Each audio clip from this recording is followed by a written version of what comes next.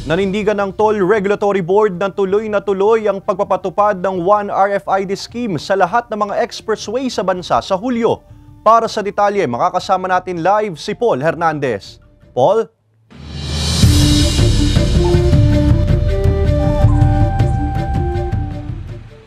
Enero ngayong taon nang simulan yung test run sa iba't ibang expressway sa bansa. Gamit nga itong tinatawag na One RFID system. Ayon naman sa Toll Regulatory Board, so far so good naman yung pagpapatupad nito. Taong 2019 nang magpakabit ng Radio Frequency Identification o RFID sa kotse niya si Darwin. Malaking bagay para iwas abala sa biyahe, lalo at may pagkakataong bumabiyahe rin siya pa norte. Para mas hassle-free yung travel ko in and out Batangas kasi most of the time ginagamit ko yung expressway.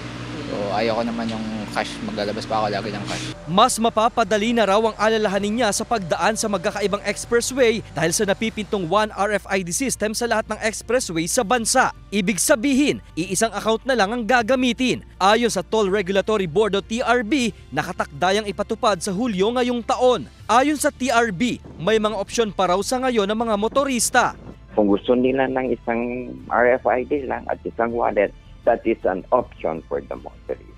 Kung gusto naman nilang i-retain muna yung isang RFID lang, dalawang wallet pa rin, which is now happening, no? Na available na yun, pwede pa rin. At kung gusto rin po nilang i-retain yung dalawang RFID at dalawang wallet pa rin, wala naman pong sinabi ang ating tanggapan na hindi na pwede yun. Patuloy pa raw ang pagpupulong ng mga toll operators para sa Phase 3 ng interoperability ng One RFID, One Wallet. Enero nitong taon ang simula ng test run sa ilang expressway. Layon daw nito na maibsan ang pag-iembudo ng mga sasakyan sa mga tollway plaza. Ayon sa TRB, ang test run, paghahanda rin sa inaasahang buhos ng mga sasakyan sa mga kakalsadahan ngayong magsesemana Santa. Mga ganyan pagkakataon.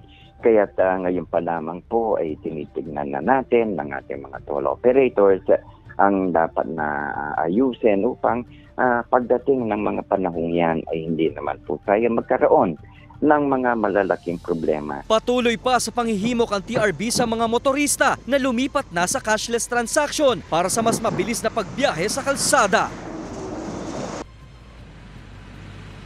5 buwan mula ngayon ang full implementation itong interoperability project ng Toll Regulatory Board. At mula rito, inaasahan na mas magiging maaluwan na yung pagbiyahe ng mga motorista sa iba't ibang expressway sa bansa.